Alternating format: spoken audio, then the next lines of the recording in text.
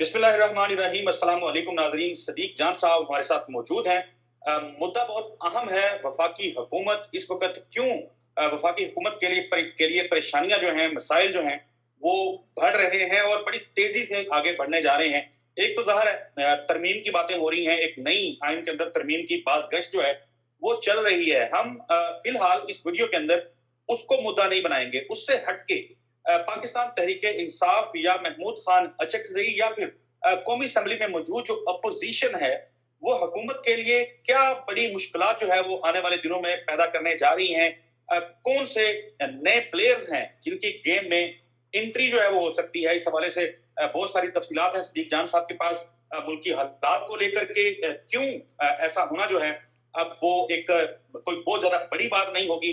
क्यों हुकूमत के लिए चैलेंजेस जो हैं बड़ी शिद्दत से बढ़ने जा रहे हैं। सदीक जान साहब बहुत शुक्रिया। क्या ये कहना दुरुस्त है कि आने वाले दिनों का जो सियासी मंजरनामा है हुकूमत के लिए मुश्किलात जो हैं वो पहले की निस्बत बहुत ज्यादा बढ़ जाएंगी। बिल्कुल असद चौधरी साहब, अगर आप एक लार्जर पिक्चर में देखें, सबसे अहम मामला जो आपसे कुछ देर पहले जब आप और मैं बात कर रहे थे कॉल पे तो भी हम डिस्कस कर रहे थे कि पिछले एक हफ्ते में 70 से 75 शहादतें जो हैं वो हो चुकी हैं और ये बहुत ही ख़तरनाक और ख़ौफनाक फिगर है। और मैं एहसान टीपू साहब का ट्वीट पढ़ रहा था और उन्होंने कहा कि ये जो दहशतगर्दी की लहर है, ये जो 2005 से शायद 2016 तक उन्होंने लिखा हुआ था कि उससे ख़तरनाक होगी। और ये एक इस वक्त ये एक ऐसी चीज़ है जिसके ऊपर हमारे टीवी चैनल्स बात नहीं कर रहे। हमारे टीवी चैनल्स के लिए दहशतगर्दी से ज़्यादा, अमन व अमान से ज़्यादा अहम मामला इस वक्त अनमोल पिंकी है और मीडिया को एक टॉपिक मिल गया और उसके ऊपर सारा फोकस कर दिया है। महंगाई पाकिस्तानी टीवी चैनल्स के लिए इस वक्त कोई इशू नहीं रहा, दहशतगर्दी कोई इशू नहीं है। आने वाले बजट में हुकूमत 400 अरब के टैक्सेस लगाने जा रही है, वो कोई इशू नहीं है। पेट्रोलियम लेवी की मद में 1468 अरब रुपए जो है वो हुकूमत इकट्ठा कर चुकी है, वो कोई इशू नहीं है। मतलब हमारी हुकूमत के लिए ये कोई, हमारे मीडिया के लिए कोई इश्यूज़ नहीं है। मैं उनका पढ़ रहा था अनवर सुमरा साहब का एक उनकी एक खबर पढ़ रहा था, siyaset.pk ने लगाई हुई थी। 2 साल में 14 अरब रुपए जो हैं वो पंजाब हुकूमत एडवर्टाइजमेंट के ऊपर खर्च कर चुकी है। 14 अरब का मतलब क्या है? यानी 1 अरब में 100 करोड़ होते हैं ना, तो 1400 करोड़ रुपए जो हैं वो पंजाब हुकूमत 1400 करोड़ रुपए जो है वो एडवर्टाइजमेंट के ऊपर खर्च कर चुकी है। कोई पूछने वाला नहीं है। और जितने भी स्कैंडल्स हैं, इश्यूज हैं, जो आवाम के असल मसाइल हैं, उनके ऊपर बात नहीं हो रही। अब आप लार्जर पिक्चर में, जैसे मैंने आपको अर्ज किया, देखें, एक मसला हो गया हुकूमत के लिए इस वक्त अमन अमान का, जिसके ऊपर हमें शहबाज शरीफ साहब कोई मीटिंग करते हुए नजर नहीं आते, कोई एक्टिव नजर नहीं आते। जितनी शहबाज शरीफ का फोकस हमने 26वीं आईनी तरमीम पर देखा, 27वीं आईनी तरमीम पर देखा कि 27वीं आईनी तरमीम के वक्त वो पाकिस्तान से बाहर थे और उन्होंने ऑनलाइन इजलास चेयर किया काबीना का और मंजूरी दी। तो जो शहबाज शरीफ साहब का फोकस 26वीं और 27वीं यानी तरमीम पे था, काश उतना ही फोकस उनका पाकिस्तान में अमन अमान पे हो, जो कि नहीं आता। काश उतना ही उनका फोकस महंगाई के ऊपर हो, जो कि नहीं आता। तो हुकूमत के लिए सबसे पहला मसला दहशत गर्दी, दूसरा मसला महंगाई, तीसरा मसला बजट, चौथा मसला 28वीं तरमीम, पांचवा मसला जो सबसे बड़ा मसला है वो है इमरान खान की पॉपुलैरिटी, छठा मसला पीटीआई का सोशल मीडिया पीटीआई की लीडरशिप के अगेंस्ट हो गया था, फासले पैदा हो गए थे इमरान खान साहब की बहनों और पीटीआई के दरमियान, इमरान खान साहब की बहनों और तहरीक तहफ़्फ़ुज़ पाकिस्तान के दरमियान, जो कि फासले अब ख़त्म हो चुके हैं। अपोजिशन एक्टिव हो चुकी है। फिर पीपल्स पार्टी भी ज़ाहिर है डील तगड़ी करेगी, वो भी बहुत कुछ मांगेगी वफाक की हुकूमत से इतनी आसानी से, तो वो भी वोट नहीं देंगे और वो अपनी ज़ात के लिए चीज़ें लेंगे और जो भी मामलात होंगे। तो इस सारे सिनेरियो के अंदर हुकूमत के लिए मुश्किलात ही मुश्किलात हैं। और इसके दौरान अब कुछ चीज़ें हैं असद चौधरी साहब, उनका हम तो जिक्र नहीं कर सकते। मौलाना फजल रहमान साहब की जो स्पीच है, जो बहुत ख़तरनाक उन्होंने तकरीर की है कराची में, और शेख इदरीस साहब की शहादत के बाद मौलाना फजल रहमान साहब और ज़्यादा एग्रेसिव नज़र आते हैं और JUEF के कुछ लोग शहीद हुए हैं, बाकियों को थ्रेट अलर्ट्स जारी किए गए हैं। ख़ुद मौलाना फजल रहमान साहब को अलर्ट्स जारी किए गए हैं, उनको कहा गया कि वो अपनी मूवमेंट महदूद रखें और जिसका उन्होंने जिक्र भी किया। तो अब एक बड़ा कार्ड जो है वो शो कराया है अचकजई साहब ने। अचकजई साहब ने अपने 2 कार्ड शो कराए हैं। वो खामोश होकर बैठे थे और वो पस पर्दा चीज़ें कर रहे थे। 2 कार्ड ऐसे हैं जो अचकजई साहब ने अपने शो करवा दिए हैं। एक, उन्होंने मौलाना फजल रहमान साहब से मुलाकात किया और उनको कहा है कि आप एज ए अपोजिशन लीडर आ जाएं। ये एक बहुत बड़ी पेशरफ्त होगी अगर तहरीक इंसाफ की के इस अपोजिशन के इस ट्रक के ऊपर मौलाना फजल रहमान साहब भी आ जाते हैं, तो ये हुकूमत के लिए बहुत ही खतरनाक होगा। देखें, हुकूमत तहरीक इंसाफ से लड़ सकती है, لیکن حکومت تحریک انصاف اور مولانا فضل الرحمان دونوں سے ایک ساتھ نہیں لڑ سکتی. حکومت نے جو تحریک انصاف کے ساتھ کیا ہے پچھلے 4 سالوں میں، حکومت اور حکومتی اداروں نے، وہ مولانا فضل الرحمان صاحب کے ساتھ کرنا ممکن نہیں ہے. مولانا فضل الرحمان صاحب کے ساتھ 26 نومبر نہیں ہو سکتا، اور بہت ساری چیزیں جو نہیں ہو سکتی. تو ایک تو اچک زئی صاحب نے یہ آفر کیا مولانا فضل الرحمان صاحب کو اپوزیشن لیڈر کی، جو کہ بہت امپورٹنٹ ہے. اب اس پہ مولانا صاحب دیکھیں اپوزیشن لیڈر نہ بھی بنے، لیکن اب ایک اخلاقی دباؤ آ گیا مولانا صاحب کے اوپر کہ ان کو اتنی بڑی آفر کر دی ہے اپوزیشن نے کہ آپ اپوزیشن لیڈر بن جائیں. تو فاصلے جتنے کم ہوں گے مولانا صاحب اور اپوزیشن کے اتحاد کے درمیان، تحریک تحفظ پاکستان کے درمیان، تو اتنا اس حکومت کے لیے خطرناک صورتحال ہوگی. دوسرا جو کارڈ اپنا شو کرایا ہے اچک زئی صاحب نے، اور یہ دونوں خبریں میری عادت نہیں ہے کہنا، لیکن یہ دونوں خبریں جو ہیں یہ میں نے ہی دی ہیں کہ اپوزیشن لیڈر کی جو آفر کی ہے، ابھی تک تحریک تحفظ پاکستان نے اس کی تصدیق یا تردید نہیں کی. میری بہرحال خبر یہی کہتی ہے، میرے ذرا یہی کہتے ہیں کہ مولانا صاحب کو آفر کی گئی ہے. دوسری بھی خبر میں نے دی کہ اچک زئی صاحب نے ملاقات کی کوشش کی ہے بلاول بھٹو زرداری کے ساتھ، اور انہوں نے لیکن اس کے اوپر بلاول بھٹو زرداری نے کہا کہ تحریک انصاف کا بھی نمائندہ اس میں ہونا چاہیے. تحریک انصاف نے انکار کر دیا، انہوں نے کہا ہم نہیں بیٹھیں گے. عمران خان صاحب نے مینڈیٹ دیا ہے اچک زئی صاحب کو، آپ ان کو ملیں، تو وہ تحریک انصاف کا مینڈیٹ ان کے پاس ہے. تو اس کے اوپر جو ہے وہ ابھی تک بلاول اس طرح ایسے وقت میں، ایسے حساس وقت میں، جب ملک میں 28ویں ترمیم کی باتیں ہو رہی ہیں، بہت سارے ہم نے دیکھا میڈیا آؤٹ لیٹس جو ہیں وہ اس مدعے کو چھیڑ رہے ہیں. پاکستان پیپلز پارٹی کے مختلف رہنماؤں کو نوٹسز وغیرہ اور اس طرح کی چیزیں بھی سننے کو مل رہے ہیں. اس کی بازگشت ہے سلیم مانڈوی والا، ان کو بھی شاید ایف بی آر نے غور پر نوٹس کیا ہے. ندیم افضل چند صاحب نے کہا جی نیب ایکٹیو ہو جاتا ہے جب کوئی ترمیم لانی ہوتی ہے. حالانکہ بلاول بھٹو زرداری ماضی میں خود بروٹ میجورٹی کی باتیں کرتے رہے، تو ان کو یہ شکوہ بنتا نہیں ہے. ان کی جو باڈی لینگویج تھی وہ بھی کافی ڈسٹرب ہمیں نظر آئی تھی بلاول بھٹو زرداری صاحب کی. شازیہ مری صاحبہ کو بڑی انہوں نے ڈانٹ پلائی پریس کانفرنس کے دوران، جو کہ عموماً ہمیں دیکھنے کو ملتا نہیں ہے.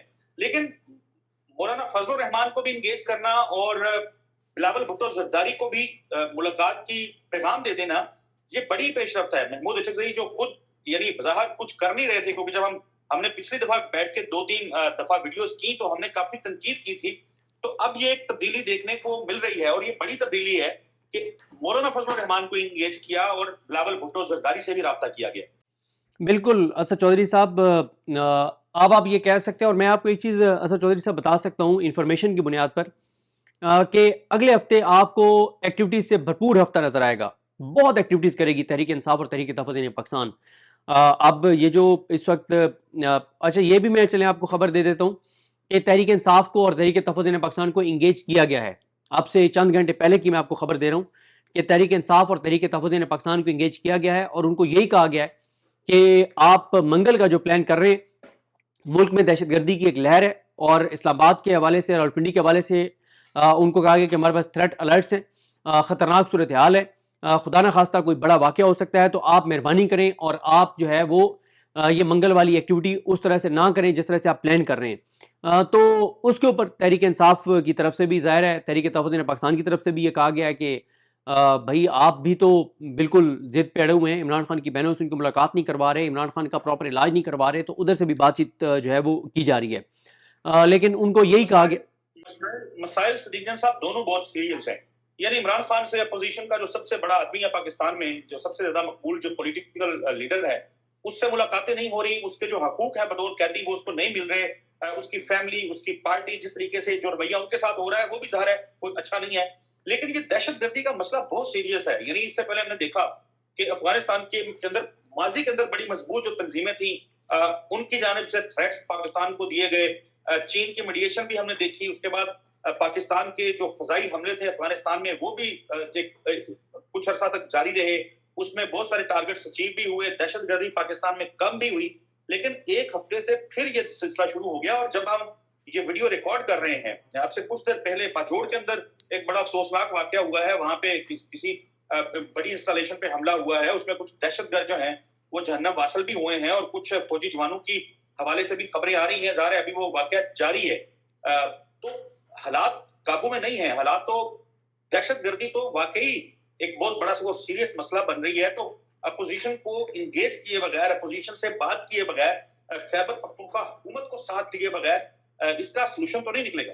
بالکل ٹھیک کہہ رہے ہیں چودھری صاحب. ایک چیز ہم مس کر گئے آپ اور میں، وہ ہے کہ امریکہ کے اندر پاکستان کے خلاف جو لابنگ شروع ہوئی ہے، جو انٹرنیشنل میڈیا اب خبریں پاکستان کے خلاف دینا شروع ہو گیا ہے، اور ٹرمپ کے قریبی لوگ جس طرح کے بیانات دے رہے ہیں، وہ کہ ٹرمپ ابھی تک پازیٹیو ہیں، وہ بیانات بڑے پازیٹیو دے رہے ہیں پاکستان کے حوالے سے، لیکن بہرحال ان کے قریبی لوگ جس طرح سے چیزیں کر رہے ہیں، پھر وہاں کا میڈیا جس طرح کی اب سٹوریز کرنا شروع ہو گیا ہے، پھر نیتن یاہو دیکھیں انٹرویو دیتے ہیں پاکستان کے خلاف، پھر آپ دیکھیں کہ دیکھیں اسد چودھری صاحب، پاکستان کے جو ادارے ہیں وہ چیزوں کو، فیوچر کی چیزوں کو پریڈکٹ کرتے رہتے ہیں اور اس کی پاکستان کے اندر تیاریاں ہوتی رہتی ہیں، لیکن میری فورن آفس کی ایک شخصیت سے بات ہو رہی تھی، ان کا یہ کہنا تھا کہ ہم نے یہ پریڈکٹ نہیں کیا تھا کہ انڈیا، اسرائیل اور یو اے کا کبھی اس طرح سے الائنس جو ہے وہ بن سکتا ہے. تو انہوں نے کہا یہ ہمارے لیے ایک آؤٹ آف سلیبس چیز ہے، یہ ہمارے لیے بڑی خطرناک چیز ہے، ہماری پہلے اس پہ تیاری نہیں تھی، ہماری اس پہ ورکنگ نہیں تھی.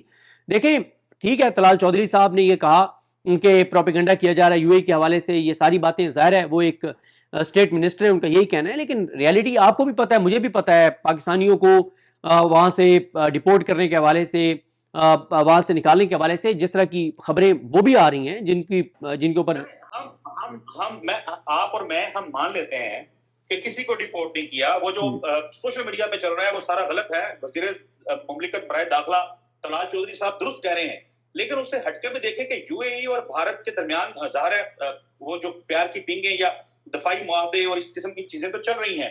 اور اس سے اہم جو ہے، جس طرح صدیق جان صاحب آپ نے یہ چونکہ اس مدعے کو چھیڑا، جو یو ایس کے اندر بھی پاکستان کے خلاف ایک لابنگ اور پراپوگنڈا اور گفتگو کا آغاز ہوا ہے. نیتن یاہو نے جو بیٹھ کے کہا کہ جی بڑا انہوں نے تشکیل، اچھا وہ نیتن یاہو کا جو انٹرویو ہے وہ بڑا سننے سے تعلق رکھتا ہے، وہ کوئی معمولی بات نہیں ہے.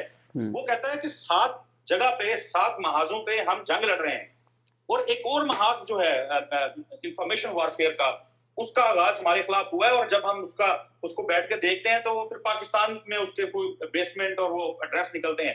تو ایک تو دیکھیں نیتن یاہو کے دماغ میں بھی کہیں نہ کہیں پاکستان اور یہ ساری کہانی چل رہی ہے. اسی چینل کے ذریعے ہی یہ خبریں آئی تھیں، اسی چینل کے ذریعے ہی انٹرویو آیا، اور اسی چینل نے کہا کہ جی وہ جہاز کھڑے ہیں، اور اس قسم کی جو سٹوری انہوں نے کی ایک فضول قسم کی. صرف میں 30 سیکنڈ لوں گا. اہم چیز جو ہے، جو زیادہ اہم چیز ہے، وہ یہ ہے کہ بڑے طریقے کے ساتھ، بڑی پلاننگ کے ساتھ مسلمان ممالک کو لڑانے کی جو کوشش ہے وہ بڑی کھل کے ہو رہی ہے. یعنی آپ اسرائیلی وزیر اعظم کا آفس کہتا ہے کہ جنگ کے دوران ہم نے یو اے ای کا خفیہ دورہ کیا، اور یو اے ای کو کہنا پڑتا ہے کہ نہیں ایسا کوئی دورہ نہیں ہوا. اور ایران کا اس کے اوپر ایک اپنا ورژن ہے. اب وہ ڈونلڈ ٹرمپ چائنا کے اندر موجود ہیں، وہاں پہ ابنائے ہرمز یا ایران جنگ کے خاتمے کے حوالے سے کوئی بات نہیں ہو رہی. تو یہ مسائل تو ہر ملک کو اپنے اپنے جو ہیں وہ خود ہی حل کرنا پڑیں گے. یعنی پاکستان ہو، انڈیا ہو، آپ چلے جائیں آگے ویتنام اور فلپائن تک، یہ جو کرائسس ایک پیدا ہو چکا ہے اس سے خود نمٹنا ہے، اور پاکستان میں حالات زیادہ بدلے.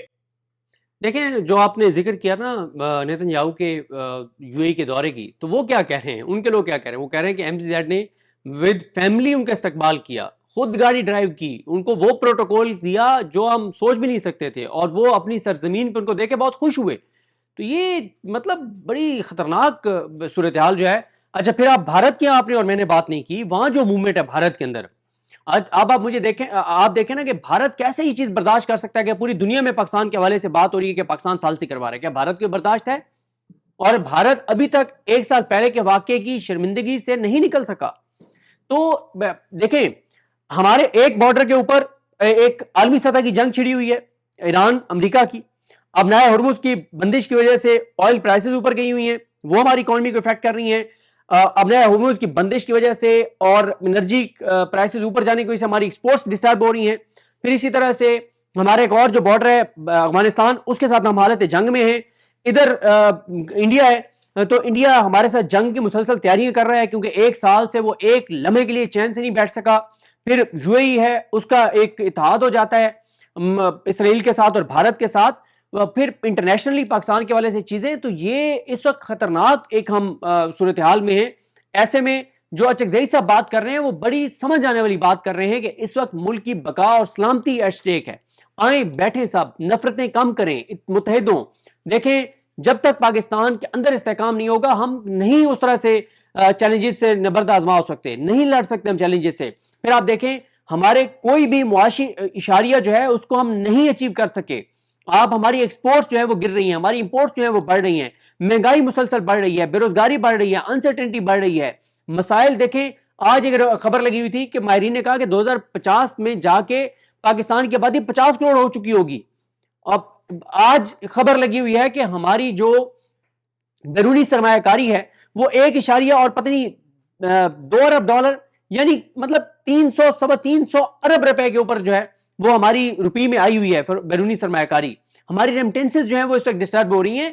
یہ وہ ساری چیزیں ہیں, یہ وہ سارے چیلنجز ہیں جس میں جب تک آپ ملک کے اندر استحکام نہیں لائیں گے تب تک یہ چیزیں نہیں ہوں گی. تو میں تو بڑا ٹف ٹائم دیکھ رہا ہوں موجودہ حکومت کے لیے آنے والے دنوں میں. اگر تحریک انصاف نے منگل والی کال واپس نہ لی اور جس طرح سے وہ اس کو پلان کر رہے ہیں اور اسی طرح سے انہوں نے ایگزیکیوٹ کیا تو بڑی مشکلات ہوں گی وفاقی حکومت کے لیے. یہ میں نہیں کہہ رہا کہ منگل والے دن بہت مشکلات ہوں گی, منگل تو ایک ایونٹ ہے, منگل تو ایک ایونٹ ہے. دیکھیں اس میں کچھ ریالٹیز ہیں. تحریک انصاف کی قیادت اس وقت ڈسکریڈٹ ہو چکی ہے, ان کی کریڈیبلٹی ختم ہو چکی ہے. اب ان کو کریڈیبلٹی بحال کرنے میں, لوگوں کو, اپنے حامیوں کو اعتماد دلانے میں ٹائم لگے گا. لیکن جس طرح سے وہ ایکٹیویٹیز کر رہے ہیں اسی طرح سے ایکٹیویٹیز کرتے چلے گئے تو مومنٹم بڑھتا چلا جائے گا, حکومت کے لیے مسائل بڑھتے چلے جائیں گے, انسرٹنٹی بڑھتی چلی جائے گی, مشکلات بڑھتی چلی جائیں گی. اور کچھ چیزیں ظاہر ایسی ہیں جن کا ہم یہاں پہ تو ذکر بھی نہیں کر سکتے. بالکل, اور خاص طور پہ دہشت گردی ایک ایسی چیز ہے کہ اس مسئلے کے اوپر میرا خیال ہے کہ سب کو اکٹھے بیٹھ جانا چاہیے ٹائم سے, اس سے پہلے کہ حالات جو ہیں وہ زیادہ خراب ہوں. سپیکر صاحب بہت شکریہ. دیکھتے ہیں کہ حکومت جو ہے وہ ان چیلنجز سے کیسے نبردہ آزما ہوتی ہے اور کیا جس کو کہتے ہیں کہ ہوش کے ناخن لینا, کیا ایسی کوئی سوچ جو ہے وہ پرویل کرتی ہے کہ نہیں. میں ایک چیز سوری بس میں آخری یہ کہہ دوں کہ ہم نے مولانا فضل الرحمان صاحب کا ذکر تو کیا تھا, لیکن یہ ذکر کرنا میں بھول گیا کہ مولانا فضل الرحمان صاحب نے پہلی مرتبہ, جو میں جہاں تک مجھے یاد ہے, اگر آپ کو یاد ہو تو آپ اس کو کلیریفائی کر دیجئے گا, میرا خیال ہے کہ پہلی بار مولانا فضل الرحمان صاحب نے کہا ہے کہ ان کو قتل کیا جا سکتا ہے. میرا یہ خیال ہے اس طرح سے انہوں نے پبلکلی اتنے مطلب باشگاف الفاظ میں نہیں کہا کہ ان کو قتل کیا جا سکتا ہے. یہ بڑا خطرناک ایک معاملہ. صاحب دیکھیں, مولانا فضل الرحمان کے حوالے سے مختلف لوگوں کی سوچ ہو سکتی ہے. ایک تو حقیقت ہے نا, مسلمہ حقیقت جس کو کہتے ہیں. آپ 18 کا الیکشن اٹھا کے دیکھ لیں, آپ یہ حالیہ جو 24 کا پچھلا یعنی الیکشن تھا اس کو اٹھا کے دیکھ لیں, JUIF جو ہے وہ الیکشن کیمپینز نہیں کر سکی. پورے خیبر پختونخوا میں وہ اپنی کیمپینز نہیں کر سکی. پچھلے انتخابات میں بھی, یہ جو ابھی ریسنٹ انتخابات ہیں جس کی بات یہ ہے حکومت JUIF کو متعدد بار جو ہے ان کے جلسے جلوس, ان کے سیاسی رہنماؤں کو مارا گیا, حملے کیے گئے ان کے اوپر. اور اب علماء جو ہے جس طریقے سے وہ سلسلہ, اور اس سے پہلے آپ کے ساتھ بیٹھ کے ہی ہم تذکرہ کر چکے ہوئے ہیں, ایک عالمی دہشت گرد تنظیم جو ہے بڑی, اس کی طرف سے ایک باقاعدہ دباچہ جو ہے وہ جاری کیا گیا تھا غالباً 92 صفحات کے اوپر, اور اس میں انہوں نے یہ کیس بلڈ کیا تھا مولانا کے خلاف کہ جی یہ جو پارلیمانی نظام ہے اس کی حمایت کر کے خدا نخواستہ مولانا جو ہے وہ بہت بڑا جرم کر رہے ہیں. تو یہ آپ ٹھیک کہہ رہے ہیں, یہ بہت سیریس ہے, یہ بڑا سویر قسم کا ایشو ہے. اور خاص طور پہ مولانا فضل الرحمان جیسے سیاسی رہنما کی زندگی کو خطرات لاحق ہونا, دہشت گردوں کا خطرہ لاحق ہونا, اس کو بڑا سیریسلی ایڈریس کرنے کی ضرورت ہے. بالکل. اینی ویز بہت شکریہ آپ کا قیمتی وقت کے لیے. ناظرین اگلی ویڈیو میں ملاقات ہوگی, تب تک کے لیے اجازت دیجیے. اللہ حافظ. اللہ حافظ. بسم اللہ الرحمن الرحیم. السلام علیکم. آج 15 مئی ہے اور دن ہے جمعے کا. بالآخر تحریک تحفظ پاکستان نے اہم ترین اجلاس اپنا طلب کر لیا ہے, اور آج آپ کہہ سکتے ہیں کہ علامہ راجہ ناصر عباس صاحب اور محمود حسین اچکزئی صاحب نے اتمام حجت تمام کر دی ہے. اس کی وجہ کیا ہے؟ دیکھیں, علامہ راجہ ناصر عباس صاحب اور محمود حسین اچکزئی صاحب جو ہیں وہ بار بار موجودہ حکومت کو یہ کہتے رہے کہ ہم جانتے ہیں کہ آپ فارم 47 والے ہیں, ہم جانتے ہیں کہ آپ جعلی حکمران ہیں, لیکن ہم پھر بھی آپ سے بات کرنا چاہتے ہیں. ہوا یہ کہ جب عمران خان صاحب کی بہنوں کی ملاقات عمران خان صاحب سے نہیں ہو رہی تھی تو محمود حسین اچکزئی صاحب نے اراکین اسمبلی کو اسپیکر ایاز صادق کے پاس بھیجا. انہوں نے 3-4 چکر لگائے اور انہوں نے کہا کہ ہمیں اچکزئی صاحب کا حکم یہ ہے کہ ہم آپ سے بات کریں, ہم پولیٹیشین سے بات کرنا چاہتے ہیں, ہم اسٹیبلشمنٹ سے بات نہیں کرنا چاہتے, تو ہم آپ سے بات کرنا چاہتے ہیں کہ مہربانی کریں عمران خان کی ان کی بہنوں سے ملاقات کروا دیں. 4-5 چکر لگانے کے بعد بالآخر نون لیگ کے 2 اہم ترین رہنماؤں نے کہا کہ ہم آپ کو, انہوں نے اسٹیبلشمنٹ کی ایک شخصیت کا کہا کہ ہم آپ کو ان سے ٹائم لے دیتے ہیں, آپ ان کے پاس جائیں اور آپ ان سے جا کے بات کریں, ہمارے بس میں کچھ نہیں ہے. تو پھر اس کے بعد علامہ راجہ ناصر عباس صاحب نے اور محمود چکزئی صاحب نے کہا کہ اگر ہم نے اسٹیبلشمنٹ سے جا کے بات کرنی ہے تو ہم جس شخصیت کا آپ کہہ رہے ہیں ان سے اوپر کی شخصیت کے ساتھ ہم ملاقات کر سکتے ہیں اور زبردست انداز سے بات کر سکتے ہیں. ہم تو صرف یہ چاہتے ہیں کہ ہم آپ سے ہی بات کریں, گو کہ آپ جعلی ہیں لیکن ہم پھر بھی پولیٹیکل لوگوں سے بات کرنا چاہتے ہیں. لیکن خیر اب نظر یہ آ رہا ہے کہ پس پردہ جتنی بھی کوششیں تھیں وہ ناکام ہو گئی ہیں اور حکومت کسی بات پہ نہیں آ رہی. اور اب اس میں ہوا یہ ہے کہ آج علامہ راجہ ناصر عباس صاحب نے سینٹ میں جو خطاب کیا ہے, ویسے تو وہ پورا خطاب سننے والا ہے, اس کے بس 2-3 منٹ میں کچھ پوائنٹس میں آپ کے سامنے رکھ دیتا ہوں اور اس کے بعد میں آپ کو یہ بتا دوں کہ اچکزئی صاحب نے بھی آج حکومت کو 72 گھنٹے کا الٹیمیٹم دے دیا ہے اور انہوں نے کہا ہے کہ ہم نے اپنا اجلاس بلا لیا ہے, آپ کے پاس 72 گھنٹے کا ٹائم ہے, حکومت 72 گھنٹوں میں ہمیں بتا دے کہ آپ نے عمران خان کی فیملی سے ملاقات کے معاملے میں کیا کرنا ہے, آپ نے عمران خان کے علاج کے معاملے میں کیا کرنا ہے, اور اگر آپ نے یہ نہ کیا تو سوموار سے ہم اسمبلی کا اجلاس نہیں چلنے دیں گے, سینٹ کا اجلاس نہیں چلنے دیں گے اور ہم جو بھی کریں گے تو اس کے ذمہ دار ہم نہیں ہوں گے. اس سے پہلے اچکزئی صاحب نے بہت سخت گفتگو کی اور انہوں نے کہا کہ اس وقت پاکستان متحمل نہیں ہو سکتا کہ ہم لوگوں کو سڑکوں پر لے آئیں, کیونکہ لوگوں کو ہم سڑکوں پر لے تو آئیں گے, ہمارے لیے لانا مشکل نہیں ہے, لیکن پھر لوگ آؤٹ آف کنٹرول ہوں گے, کچھ بھی ہوگا تو اس کے ذمہ دار ہم نہیں ہوں گے, کیونکہ اس وقت حالات اس نہج پہ پہنچ گئے ہیں. دیکھیں اس وقت حکومت بہت ہی ولنریبل ہو گئی ہے, اس وقت حکومت بہت ہی کمزور ہو چکی ہے, اور یہ میں کوئی ہوا میں بات نہیں کر رہا. آپ دیکھیں نا اس وقت صورتحال کیا ہے, حکومت کا گو کہ اس کے اوپر کوئی فوکس نہیں ہے کہ پچھلے ایک ہفتے میں 70 سے 75 شہادتیں ہو چکی ہیں, دہشت گردی کے درجنوں واقعات ہو چکے ہیں, چاہے وہ بلوچستان ہو چاہے وہ کے پی ہو. پھر اسی طرح سے افغانستان کے ساتھ ہم حالت جنگ میں ہیں, ایران کے اندر اس وقت بھی صورتحال بڑی خراب ہے ایران اور امریکہ کے درمیان.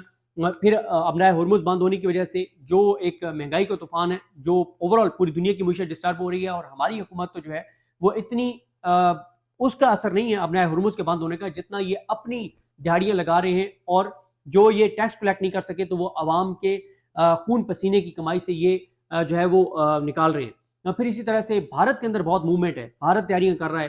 پھر اسی طرح سے آپ امریکہ کے اندر دیکھیں پاکستان کے خلاف لابنگ شروع ہو گئی ہے, امریکی میڈیا پاکستان کے حوالے سے فیک خبریں دے رہا ہے. پھر نیتن یاہو جو ہے وہ انٹرویو دیتا ہے اور اس میں وہ پاکستان کے خلاف بات کرتا ہے.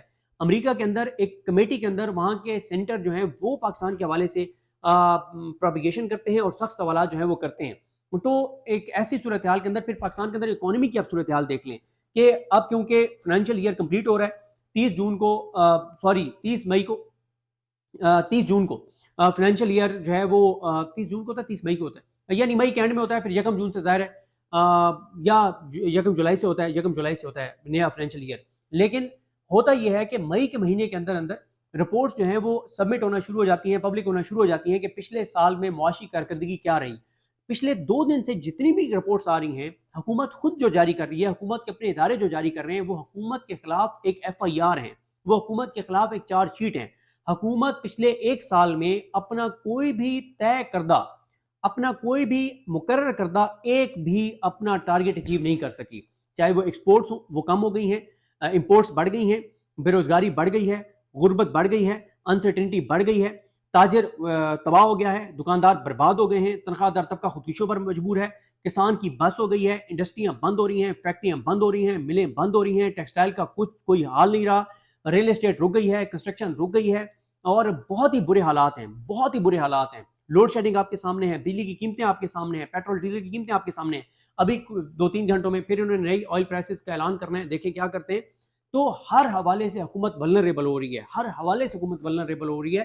ایسے میں تحریک تحفظ پاکستان اور تحریک انصاف 3-4 دن سے ایکٹیو ہو گئے ہیں. اور آج علامہ راجہ ناصر عباس صاحب نے جو گفتگو کی, انہوں نے کہا کہ حاکمیت اعلیٰ اللہ تعالیٰ کے پاس ہے, اور زمین کے اوپر جو عوام کے منتخب نمائندے اس اختیار کو جو اللہ تعالیٰ نے دیا ہے کہ زمین کے معاملات لوگ طے کریں گے اپنے منتخب نمائندوں کے ذریعے, تو یہ امانت ہے اللہ کی طرف سے, کیونکہ حاکمیت اعلیٰ تو اللہ تعالیٰ کی ہے, زمین پر جو یہ اختیار استعمال کرتا ہے وہ اللہ کی امانت ہے.